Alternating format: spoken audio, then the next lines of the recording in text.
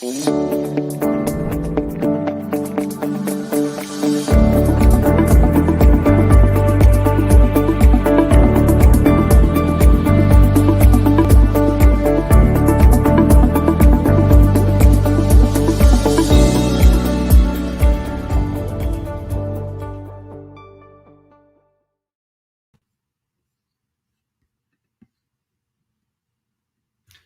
morning or afternoon. Once again, welcome back to the 8th Harvard International Arbitration Conference. I now have the honor to introduce the second panel of the day. The panelists will be talking to you about the arbitrator's power to review contracts, hardship, and force majeure in comparative perspectives. Our first panelist is Nicole Duclos. Nicole is a Chilean, New York-based partner at Coventon. She represents clients in international commercial and international investment arbitrations, as well as transnational litigation. Her experience spans over construction, energy, mining, agro-industry, and finance, among other industries, with a focus on Latin America. And she is a dual qualified lawyer in New York and Chile. Our second panelist is Dr. Johannes Willem. He is a Frankfurt, Paris, and London-based partner at Jones Day. He has handled large-scale and high-stakes international arbitrations and complex litigations. His vast experience includes antitrust, corporate and post-transaction, energy, engineering, construction, distribution, insurance, IP, and regulatory disputes. And he also sits as arbitrator. He is qualified in both Germany and Austria. And our last panelist for the day is Sven Volkmer, who is a New York-based partner at White & Case. His practice covers both investment and commercial arbitrations, with a focus on energy-related disputes. He is also a member of both the New York and Paris bars. I wish everyone a wonderful panel and now leave the floor to our three speakers.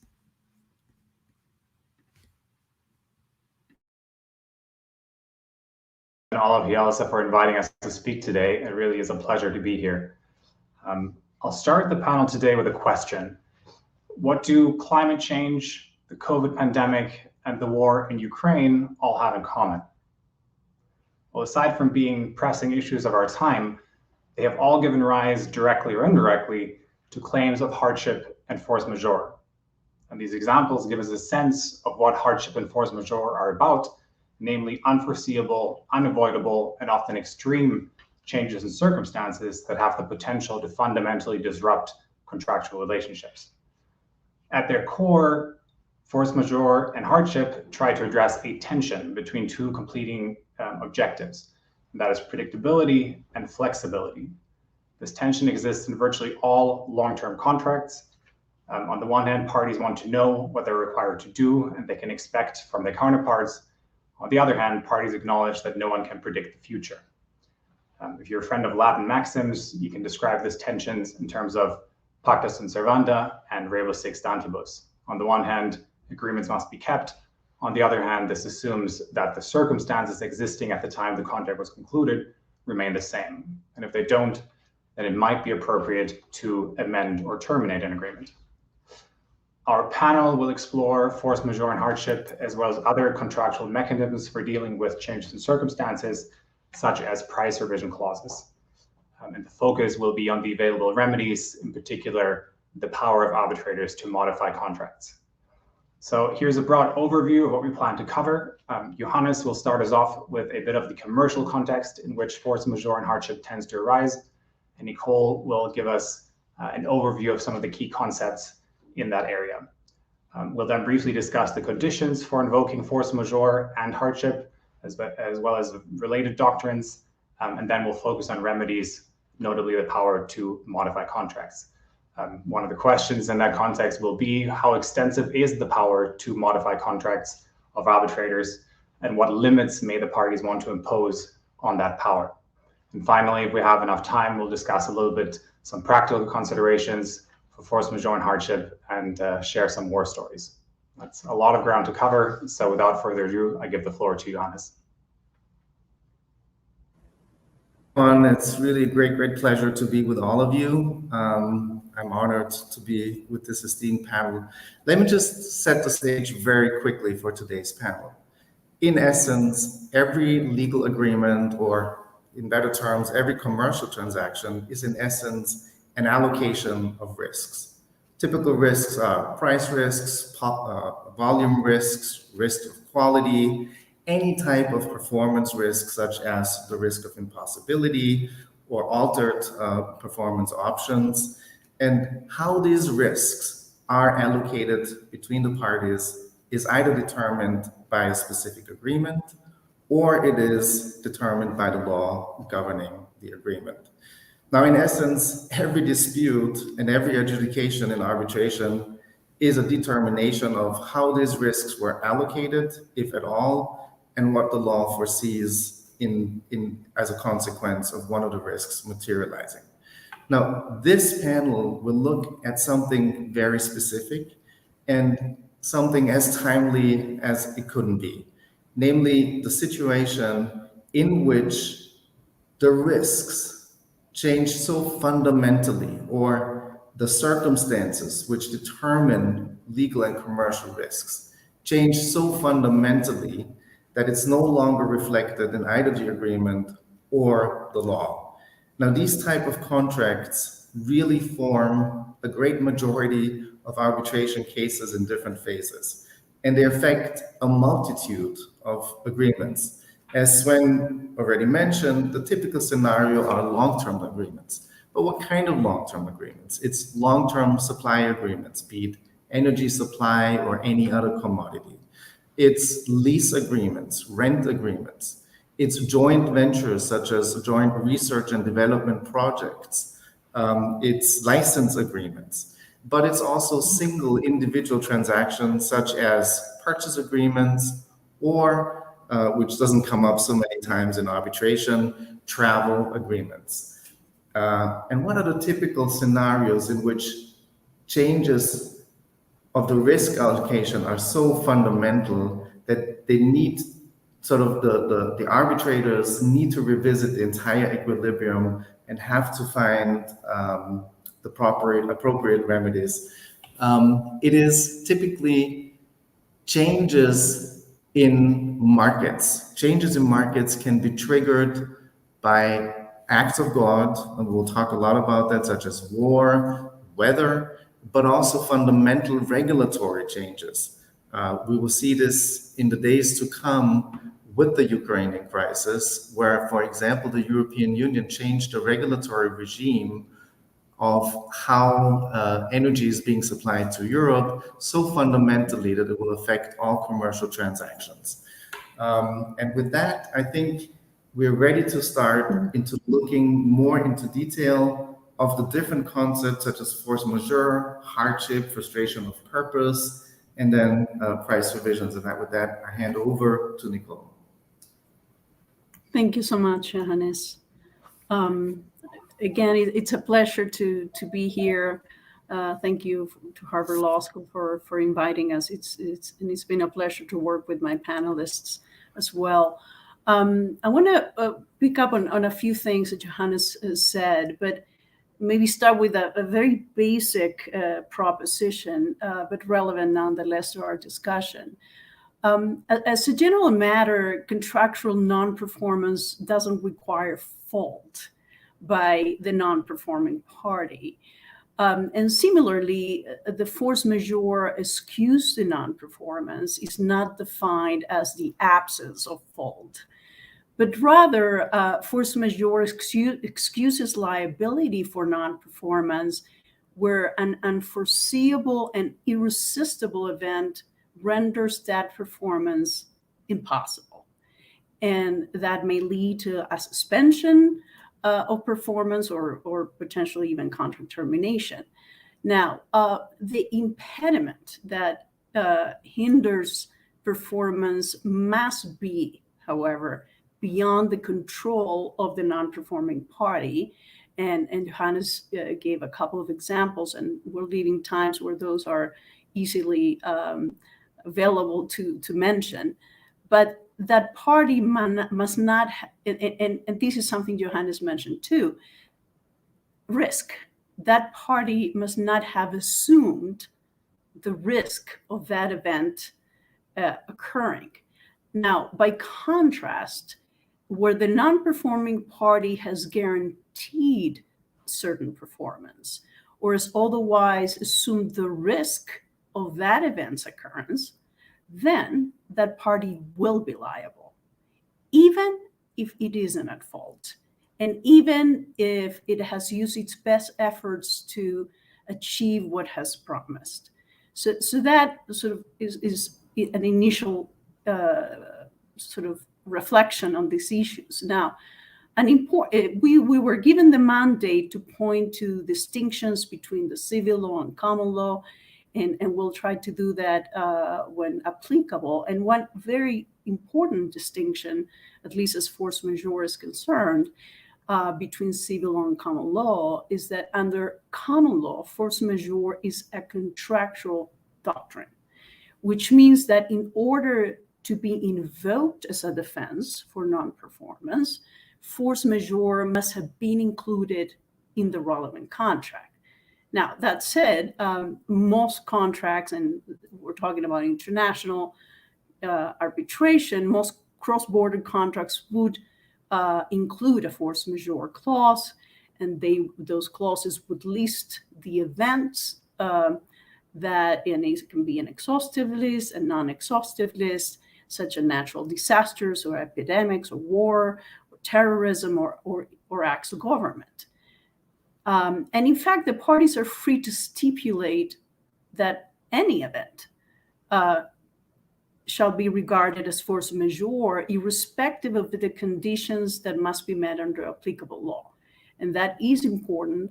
I've been faced with force majeure clauses where the list doesn't necessarily include the events that we've mentioned here. So if we go to examples in common law in New York, where I practice, force majeure is narrowly applied and interpreted, and the event must be unexpected and beyond the party's reasonable control. And importantly, it only provides relief to the non-performing party if the event at issue is specifically included in the clause.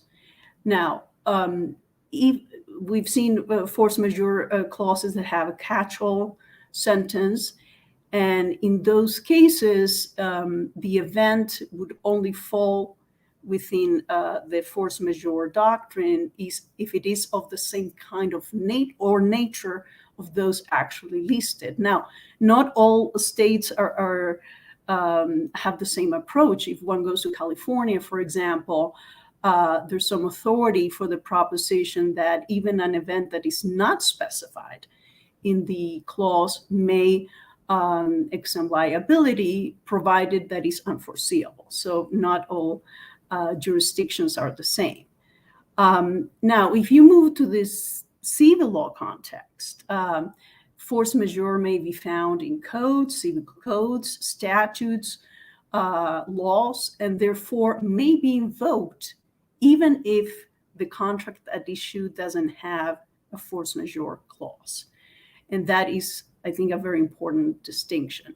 Now, regardless of whether you're in the civil law or common law spectrum, burden of proof issues are relevant. The party invoking force majeure must prove it.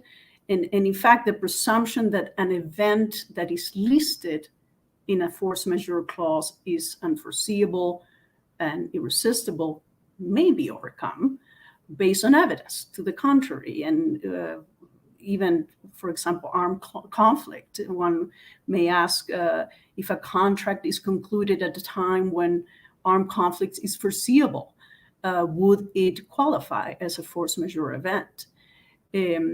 And then the party invoking the force majeure clause must show causation and demonstrate that performance is indeed impossible. Now, very briefly, and before passing it over to Sven, I want to mention two other doctrines that are similar, but there are important differences under common law. Impossibility or impracticability is another, provides relief also at common law, apart from force majeure, and excuses a party's performance only when the destruction of the subject matter of the contract or the means for performance of the contract by an act or God or a superior force or law makes that performance impossible. An example, a case where it was upheld, a court excused a fabric supplier from performing under the supply contract where the government had requisitioned all clothing material to meet wartime needs, for example. Importantly, for example, under New York law, the performance must be objectively impossible. And it's not, again, economic hardship, for example, even to the point of bankruptcy, wouldn't render performance of a contract impossible. And lastly, frustration of purpose also is another common law doctrine that may excuse performance. And it applies when, due to a supervening event, a party's principal known purpose for having entered a contract is destroyed, obviated, or no longer exists, even if performance is possible. So unlike the other two doctrines, performance may be possible, but the purpose behind the contract is no longer there, and the event obviously must not be reasonably foreseeable. There is an example of an operator of movie theaters, dining movie theaters, and the operator was looking to either delay the payment of the lease or just not pay it altogether because the government had ordered the shutdown of all movie theaters, and the court did find that due to the shutdown, the purpose of the lease had disappeared. Now, then the shutdown was lifted, and the operator wanted to still not pay the lease, and it argued that due to the pandemic, there weren't enough movie releases, and that was the whole purposes of having the theaters. The court did not agree with that one because the purpose was still there. Maybe not that many people were showing up at the movie theater, but nonetheless, the purpose still was hadn't been destroyed. So these are some of the key concepts. And Sven, I don't know if you want to continue explaining a few others. Perhaps briefly on hardship, which is a related but distinct concept in this area. The bar for hardship tends to be lower than for force majeure. So it's not necessarily about the impossibility of performing a contract, but about a disruption of the fundamental equilibrium of the contract. That doctrine is codified, for example, in France, and the French Civil Code provides that if a change in circumstances was unforeseeable at the time of the conclusion of the contract, and render's performance, quote unquote, excessively onerous for a party, then performance may be excused, or there may be a renegotiation of obligations. So the operative phrase here is excessively onerous as opposed to impossible. The Unidroit principles put this in a slightly different form. They say that hardship applies where there's an occurrence of an event that fundamentally alters the equilibrium of the contract. So again, something that has a fundamental impact, but is not quite as dramatic or drastic as making a performance impossible. Now, what about common law jurisdictions? Just like there is no force majeure doctrine in common law, there is also no hardship doctrine. That's a pretty significant difference between the two civil law and common law jurisdictions. In simplified terms, you might say that common law places a higher value on predictability than on flexibility. But the parties can, of course, include a hardship clause in their contract, and they often do so, in particular in long-term contracts, where you can expect that some change will occur, even if you don't know exactly what that change will be. To borrow a phrase from Donald Rumsfeld, it's about known unknowns, right? You know that something is going to happen, even if you don't know exactly what that is going to be. Sophisticated commercial parties often do include hardship clauses in their contracts. So the difference between common law and civil law in this area is arguably not that important in practice, and appears perhaps more important in theory, at least in the kinds of cases in international arbitration that we tend to come across. Johannes, do you have anything to add on that from a civil law perspective? I don't really have to add a lot. This is all being covered.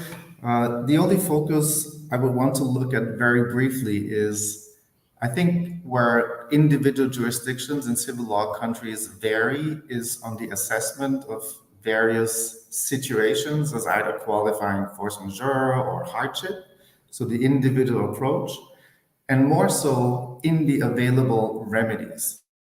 There are some jurisdictions where changes of circumstances can only lead to a termination of a contract. Whereas in other jurisdictions, and I think this will be a core of our discussion on the powers of tribunals, is that changed circumstances may actually entitle to a modification of the agreement and the main terms of the agreement, such as the pricing terms, the volume terms. So the big difference is in what remedies are actually available. Germany allows expressly termination or contract modification. That's the only thing I wanted to add to this aspect, and we'll revisit it when we speak about price revision clauses and contract drafting and remedies. On to some of the considerations for invoking force majeure and hardship. And rather than walking through all of those conditions sort of one by one, I propose to address 2 points. One is that financial hardship is typically not enough to invoke force majeure or similar doctrines, but events that qualify as force majeure may of course lead to financial hardship. And the second point is that I'll briefly talk about contracting out of national regimes on force majeure. So on the first point, Nicole touched on this already. Typically, financial hardship is not enough to invoke force majeure. That point, for example, was made in one of the seminal cases in England on this topic, where it was said that hardship or convenience or material loss itself, which is not what calls the principle of frustration into play, but rather there must be a significant change in the obligation itself. So that's a pretty high bar. Frustration requires not just an external change in circumstances, but a change of the contractual obligation itself in those changed circumstances. Under New York law, the courts have gone so far as to clarify that even if a party goes bankrupt or insolvent, that in and of itself does not excuse performance. So again, changes in economic circumstances, probably not enough to invoke frustration or force majeure. But of course, the inverse may be true. There may be changes that are so dramatic that they qualify as force majeure or frustration, and at the same time impose extreme hardship on one of the parties. To give you one example of that, a case that I've been involved in concerned the construction and operation of a terminal for the importation and regasification of liquefied natural gas in the US. That terminal was going to be operated for decades at a cost of hundreds of millions of dollars per year. The contract was concluded at a time when the US was a gas importer. Now that changed with the so-called shale gas revolution, when significant deposits of natural gas became available in the US, and the US changed from being an importer to being actually a gas exporter. So in that new context, having a gas import terminal really didn't make any sense anymore, and that terminal was not going to be used in practice. So one of the parties brought a claim and said, this purpose of this contract has been frustrated under New York law. And the tribunal agreed and said, yeah, in this new environment, it makes no sense for hundreds of millions of dollars to change hands, and we are going to discharge both parties from their obligations. So then, Sven, may I add something? Go ahead. I just wanted to, so first of all, I want to endorse everything you say, but I think there are two timely examples where sort of the principle that economic risks are not enough may actually come under scrutiny right now. And I think two examples are, first, the supply chain issues we face worldwide, such as the capacity on container ships from Asia to Europe. and the doubling of prices for container cargoes. Now, it may well be that this is an economic risk, which is so beyond what suppliers have ever seen that they may actually be in a position to invoke even an economic risk, a financial risk, as a changed circumstance, which may allow an amendment for a contract or maybe a termination. The other thing is there's many relevant supply contract with Russian counterparties where the Russian counterparties may, by operation of law, by order of law, no longer be in a position to accept any other currencies than the Russian state currency, the ruble.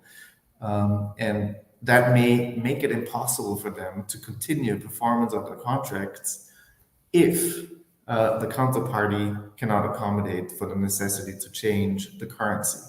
So what I'm saying is we are in a situation where all the types of disputes we are just discussing right now may soon become the subject matter of very critical decisions. I think that's a good comment. Everything that I mentioned at the beginning is very likely to give rise to hundreds, thousands, who knows, of disputes in this particular area. So we're living in an interesting time for the law.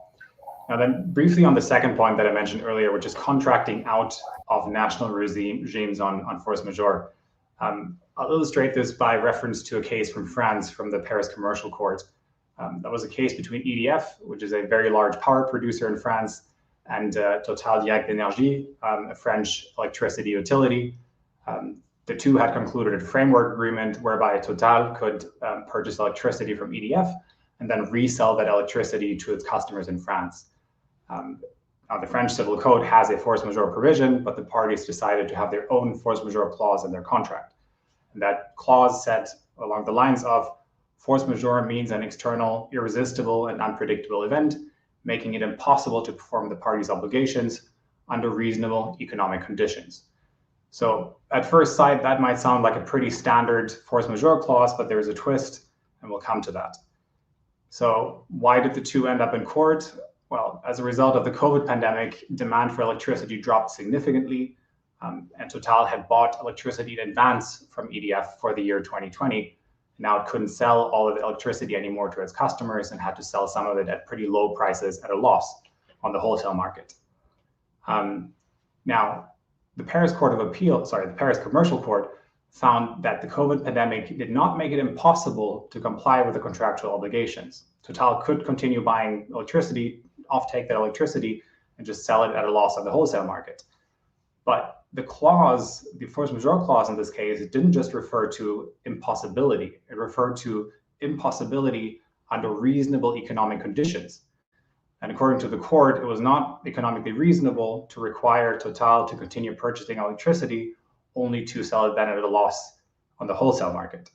So as a result, the court said, we suspend the obligation to offtake electricity and pay for it. And what does that show? It shows at a very basic level, you can contract out of national regimes on, for example, force majeure. It also shows that you really have to be careful in your drafting and look at what the clause really says. In this case, arguably what looked like a force majeure provision in the end had more of the effect of a hardship provision, right? It was more about the economic reasonableness of the contractual obligation continuing rather than impossibility, which you would normally associate with force majeure. Okay, and then I'll give the floor back to Johannes. I think you're going to talk about a very specific type of hardship clause, price review clauses. Yeah, thank you. Maybe not so much hardship clauses, but a beast on its own. So far, we covered, I think, two situations. First, changes of circumstances which were not foreseen in the contract and which either were addressed by a hardship clause or a force majeure clause, which ultimately excuse a party from performance or may allow a party to terminate an agreement. Price revision clauses are something very exceptional if you think about it from a mere contract law point of view. In essence, parties agree at the time of the conclusion of a contract on certain terms, including overall the allocations of risks, as we said at the beginning.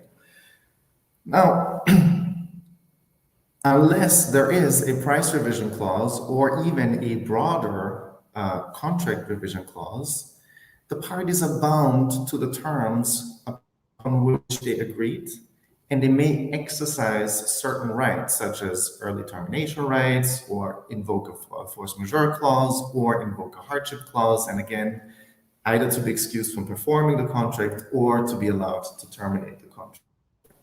But a price revision clause is something very specific. It is the acknowledgement of the parties that over the term of a contract, relevant circumstances, such as in particular market circumstances, may change. And they may change in a way that it affects the equilibrium of the contract in such a way that they have to readjust it to the changed circumstances. And so what the parties do, and that's sort of the variations, they either agree to be entitled to request that the contract be renegotiated, so-called negotiation clauses, which then allows them to request to sit down and negotiate. And you find this a lot, for example, in Asian energy supply agreements, but which ultimately does not give a party the right to unilaterally amend the conditions of a contract if the parties fail to agree on new terms to reflect the changed circumstances. Now, a price revision clause goes beyond that. It sort of foresees that the parties meet and negotiate and find new terms to adopt to the changed circumstances, but it also gives a party a unilateral right to have the contract amended without the consent of the other party. How do parties determine how the contract be amended? And that's sort of, again, very interesting for our debate and our discussion, is they can either be very specific on how the contract must be amended in case they cannot agree on amended together by means of agreement, or they can give broad discretion on how to amend the contracts to the decision maker for the purposes of our discussion on arbitral tribunal.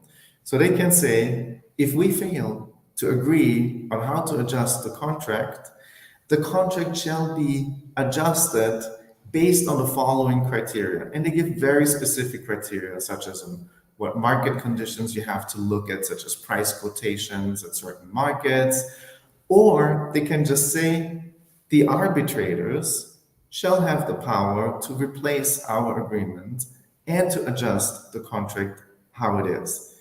Now, when we will look at remedies and when we will look at pitfalls, we will see that a great problem is between the deviation of what the parties want the arbitrators to do, such as amend the contract for us to reflect the terms, to what arbitrators are actually allowed to do under the laws of arbitration at the place of arbitration. Now, to sum up, price revision clauses are giving a party an entitlement to have the contract adjusted, either on very specific criteria or very broad discretion of a decision maker if certain conditions are met, to reestablish the contractual equilibrium. And we will talk about how these price revision clauses interrelate with other rights, such as force majeure, changed circumstances, or hardship. And with that, I think we can move on and we will revisit the issue when we come to how they relate to one another and what are the actual remedies and pitfalls. Thank you, Sven. All right, so let's talk about remedies now in a bit more detail. And let's talk about starting with force majeure and hardship. At a high level, I think we already heard that force majeure is about excusing performance. It can be, for example, a suspension of an obligation if the force majeure event is temporary, or it can be the termination of a contract if the force majeure event is considered to be permanent. Arbitral tribunals are readily able to decide whether a contract should be terminated or not, that falls within their scope of competence.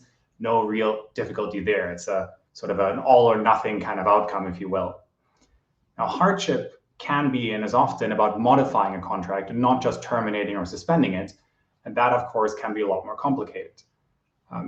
We saw earlier that there is no hardship doctrine under common law, so no power to amend contracts under common law unless the parties give that power to a tribunal or to courts. The absence of that power arguably serves the goal of predictability and certainty. Again, the parties know what to expect, and they know there won't be any change, even if circumstances change. But not everyone agrees that that is a commercially sensible solution. Some of the leading commentators in England have said that most commercial parties will find that this is a quote unquote offensive conclusion if business people are kept to agreements, even if circumstances have completely changed. Interestingly, under French law, the position used to be the same as under English law. There used to be no power to modify contracts. And that gave rise to a well-known case where the fees that were charged for the use of a canal could not be changed even 300 years after those fees had initially been set. French law introduced that power to amend contracts about 100 years ago. That was the théorie de l'imprévision, and that was then extended very recently, only in 2016, to all civil law contracts. So arguably, that's a case of the law catching up with the expectations of commercial parties. Of course, parties can always include an amendment clause, a modification clause in their agreements, and that, of course, is the case under French law as well. I mentioned already that modifying a contract is not always straightforward, particularly if under national laws, there's very little guidance as to how the court or tribunal is to go about changing the contract, even if there's an agreement that there is a basis to do so. The parties in an arbitration can, of course, propose an appropriate modification, but what if the tribunal doesn't agree with either of those modifications and thinks that neither one is the right way to go? What do we do with that? And if the tribunal is satisfied that there is a basis to modify, can it or should it completely rewrite the contract, or should it be very discreet and limited in its adjustments to the contract, knowing the consequences for the parties? Parties can be very apprehensive of giving an extended power to arbitrators to rewrite a contract, especially long-term contracts where you might be stuck with an imposed solution by lawyers, not business people, over years and perhaps decades. Maybe I'll give just one example of that, which is sort of an infamous example from the area of price reviews. This was a case between a Spanish company and a Trinidadian company for the sale and supply of LNG. That contract allowed the buyer in Spain to accept deliveries of these LNG cargoes either in Spain or redirect them to the United States. The price was very much based on gas in Europe, not in the US. And at some point, markets developed in such a way that it was very profitable for the buyer to say, actually, I would like to ship all of these cargoes to the US. I'll get a great price for this, and I'll make a profit on every single cargo. And the seller turned around and said, well, that's not really what this agreement was going to be about. This was going to be about deliveries to Spain. So let's invoke this price review clause and adjust the price to something more appropriate than what is going on right now. The tribunal found that the conditions for reviewing the price had been satisfied, but it didn't like the proposals put forward by either of the parties for how to revise the contract. And the contract gave the tribunal very broad powers to revise the price. It said that the adjustment of the price should be quote unquote fair and equitable. Hardly anything broader than that. So the tribunal came up with its own price and said, I'm going to impose a dual pricing structure with one price for Spain and one price for the US and New England. And depending on where the cargoes go and how many cargoes, one price applies or the other. Now, the seller did not like that outcome at all and applied to the New York courts to have that award set aside.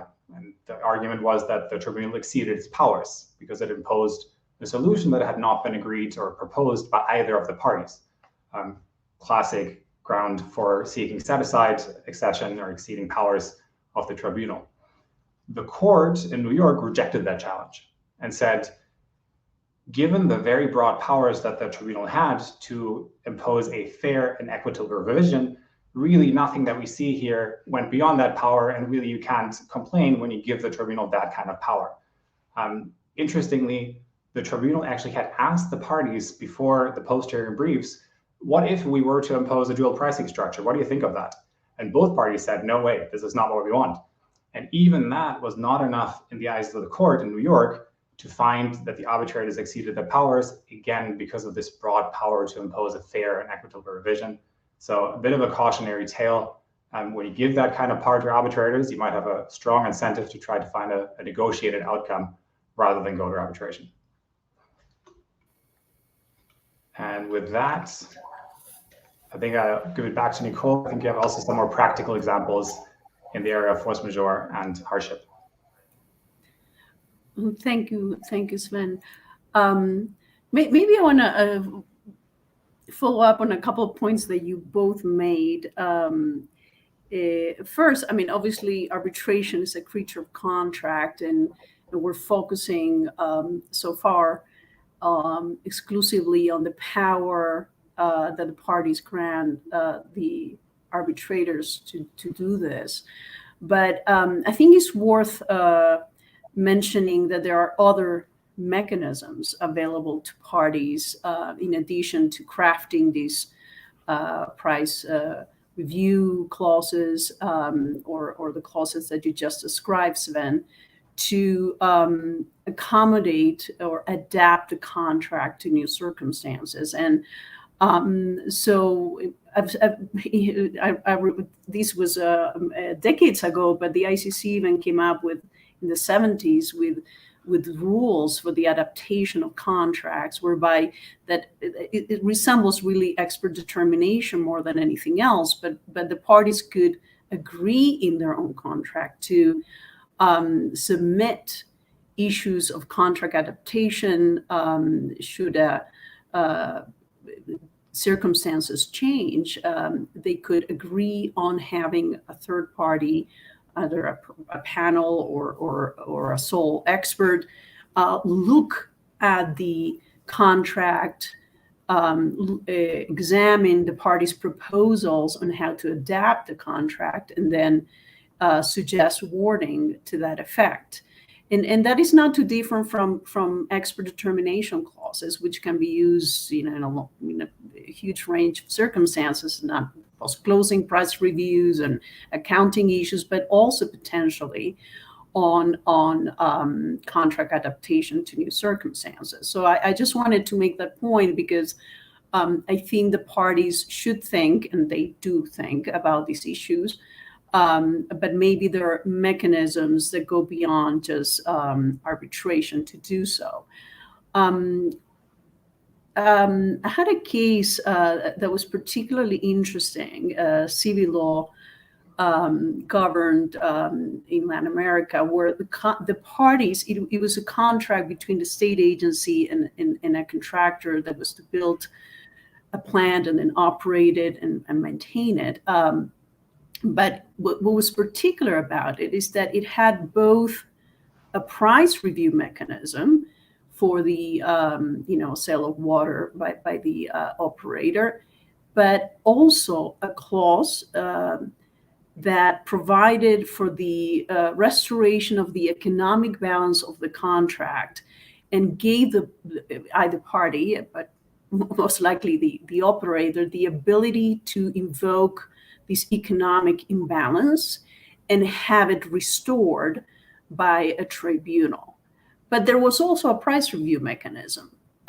So I take it that when they drafted this, they envisioned a price adjustment should certain parameters get triggered, but also potentially other sources of economic imbalance. So the case was longer than expected. Started with the price review formula that was triggered by certain government acts, and then the economic clause was invoked as well. And ultimately, the price review clause was enough to address the new circumstances that arose. But it is interesting simply because it has this combination of price review mechanism that Johannes described, where the parties know, are aware the circumstances may change, and therefore craft the mechanism and the price formula. But on the other hand, these other civil law mechanisms that we see about economic imbalance that are not unusual. For force majeure, I mean, I think to some extent we've all faced cases, and I have of ongoing contracts where the COVID pandemic and government measures aimed at mitigating the impact of the pandemic have disrupted ongoing contracts. For example, also civil law governed construction contract underway, impacted by COVID and the government measures, is a civil law jurisdiction. So there is a force majeure definition in the code. But in addition, the contract itself has a force majeure clause that defines it. Now, a pandemic's not listed as an event that could give rise to force majeure, but the code is broad enough, and the jurisprudence, or while non-binding, is out there confirming that it is a force majeure event, and the government conduct is listed on top of that. So there wasn't a bit of an issue as to whether the pandemic is a force majeure event. I think that wasn't contested. But other issues or other elements of a force majeure clause, such as notice and mitigation, did come into play. And it may seem a superficial requirement, but I cannot emphasize enough how important those procedural steps are for purposes of invoking those clauses and seeking exemption. Notice within a certain period of time, notice to certain individuals, and delivered in a certain way. It does matter. And what the non-performing party does when faced with a force majeure event is similarly very important, and mitigation, I think, applies in both systems, civil law and common law. So in this case in particular, the construction schedule was extended for the time during which those measures were in place. And then a different issue, and this goes to what my colleagues have mentioned here, the costs associated with issues such as delay, and the burden of having to ultimately perform during the pandemic, even if the government measures are lifted, are the subject now of separate discussion. I have another example, but I don't know, Sven, if we're going to run out of time, so I may give it back to you. All right. I think, Johannes, you are also going to address some practical examples, and then if we have time, we can come back to Nicole in a bit. Thank you, Sven. I try to keep it short. There's a few things I want all of you to take home, and that's first the interrelationship between price revision clauses, force majeure, hardship clauses, and then some powers of the tribunal, competence issues, and drafting issues. So how to tie this together? First of all, price revision clauses, as I said, sort of replace the parties' agreement and change the terms, the commercial terms, or the risk allocation of a contract during its term, even against a will of a party under certain conditions.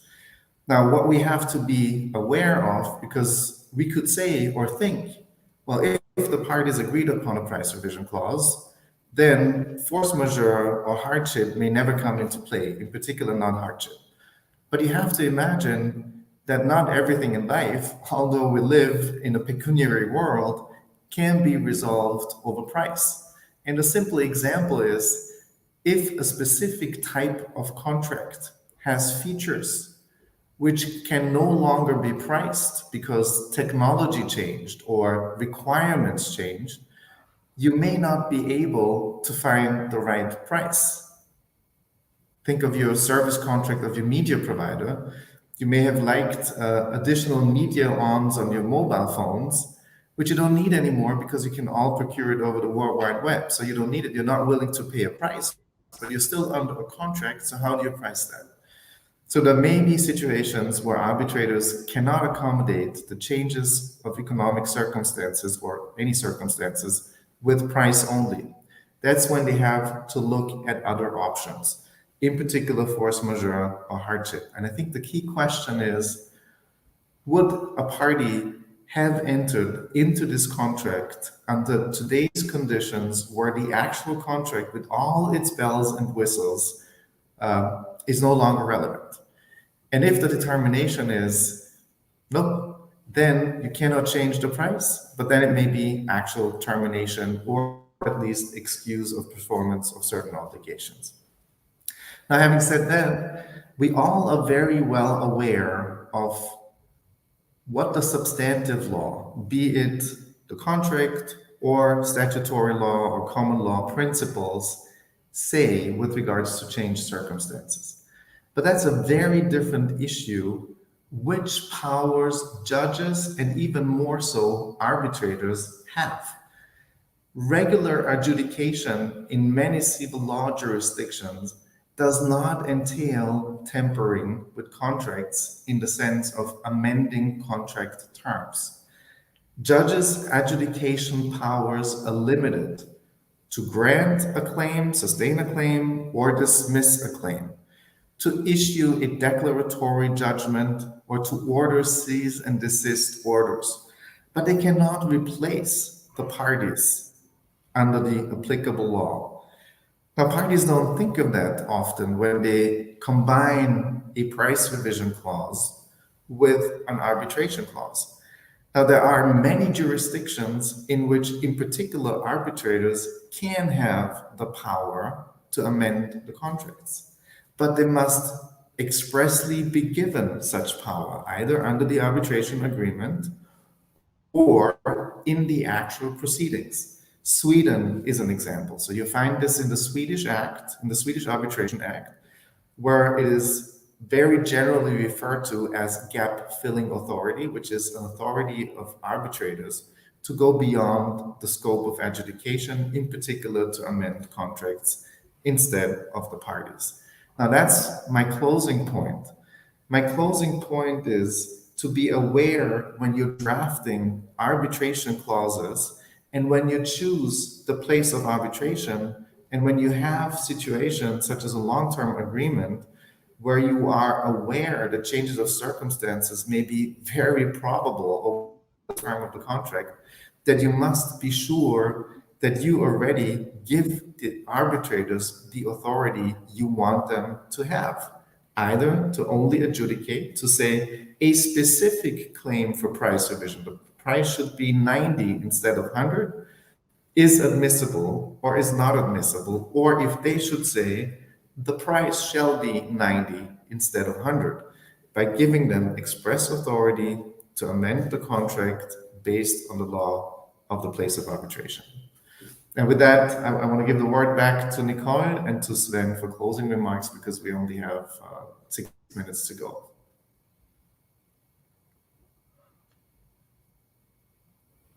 All right, then maybe just briefly picking up on something that Johannes just explained very well in price review clauses and the extent of the powers of the tribunal.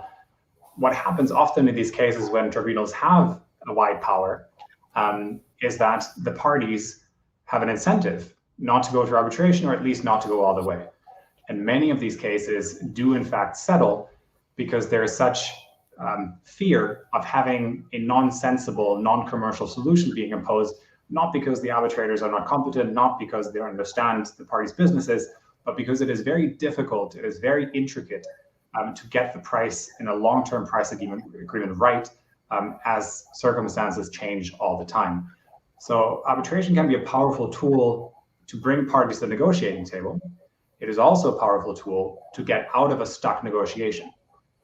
So there is something to be said for granting broad powers to arbitrators, but of course, as Johannes mentioned, that should be very clear in the agreement, so that there's no unnecessary dispute about what the arbitrator can or cannot do, or you have your, even worse, you have your award set aside. Nicole, did you want to contribute any other examples on remedies? Yeah, maybe I'll go off script a little bit in light of some of the things that Johannes and you've said. And goes back to a point I mentioned earlier, which is sometimes you got to think of a little bit outside of the box to address concerns over changed circumstances. But there is the baseball arbitration that that is used here in the U.S. But I've seen a hybrid just a matter of a few days ago, where the parties have I've never seen this before, but let me just describe it and try to tie it to our discussion here. But the parties had agreed on the terms of a contract, but they decided to close it, knowing that some of the terms could not yet be agreed in light of certain conditions that had to be satisfied. But they had, for other commercial reasons, to close the agreement. And they initially thought to give it, to impose a 30-day negotiation period on themselves to complete, all the other terms, and give it. And if they were unable to give it to arbitrators to draft the remaining agreement to complete the transaction, which in 2 decades I've never seen this before. So, but that was a very, very broad mandate for arbitrators with certain, obviously, qualifications and the like. But again, and as I mentioned, there are other mechanisms, right? And instead, obviously, they settled on having this 30-day negotiation period. And instead of just giving arbitrators the very, very broad powers to draft missing terms, they decided to try to agree, which is obviously an obligation. But if they couldn't, then each party would draft the agreement that they thought was adequate to complete this overall transaction and send it to an expert panel who would look at the two proposals and just choose one. No? Now, this is obviously a different scenario from that of changed circumstances. It's more like incomplete commercial issues, but it goes to the point that if there is obviously a contractual framework within that gives the tools to the arbitration panel to adapt the contract, that's one thing. But if a contract is lacking those tools, like Johannes said, sometimes you just can't foresee the changes. If it's a 30-year contract, the things that are rendered moot just by the technology, by the passing of time or the current circumstances, then maybe you think of, particularly as Sven mentioned, you sometimes need to come negotiate. Then you think of a mechanism that would allow you to take into account those changes and have those determined without the uncertainty of giving very, very broad powers, like the case that Sven mentioned that was upheld in the US. There are ways in which you can control that uncertainty. And with that, I think, Sven, I'll give it back to you. Right. Sven, can I jump in quickly here? Because I think that was so important what Nicole just said.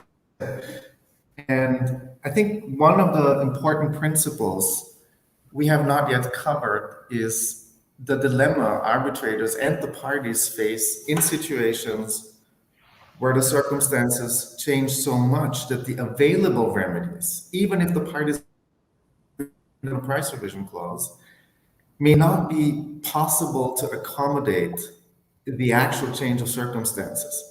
And this dilemma is that there is a reason why parties enter into long-term contracts. It's either the necessity of security of supply with something, let's say energy, but reversely, it is also the importance of being able to finance projects. And Sven, you mentioned a couple times LNG projects, and they will be of enormous importance, in particular in Europe, to accommodate the paradigm shift of EU energy regulation. And it would be unfortunate if another change of circumstances, which we all cannot foresee today, comes during the terms of these projects where the parties or the arbitrators are left with just terminating the agreement and then facing the problem of not being able to finance. So the easiest tool, and that's just to sort of distill the thought in a very primitive, workable concept, but which of course is more complicated, is parties can not only agree to a price revision clause, but parties can agree on a general option to be entitled that the contract be adjusted. So a contract revision clause where they can also define what the main principles that have to be preserved will be safeguarded, such as there must be sufficient revenue to pay repayments on the financing agreements. I know this would be opening an entire new panel. I just wanted to bring it in, that it is so important that agreements be upheld to the extent possible. All right, thank you, Johannes. So we already have the title for next year's panel. I'll be back here.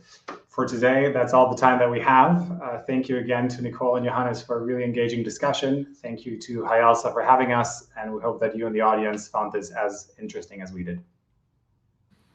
Thank you. Thank you so much, Sven. Thank you so much, Nicole and Johannes, for this very thought-provoking and interesting talk. And on behalf of the entire executive board, we'd like to extend we're very grateful for your presence, and we hope to be having you in future HIALSA events.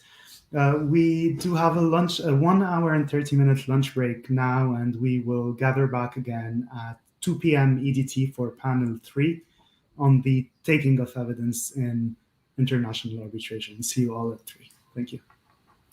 Thank you. 2 p.m. EDT. Thank you. Bye-bye.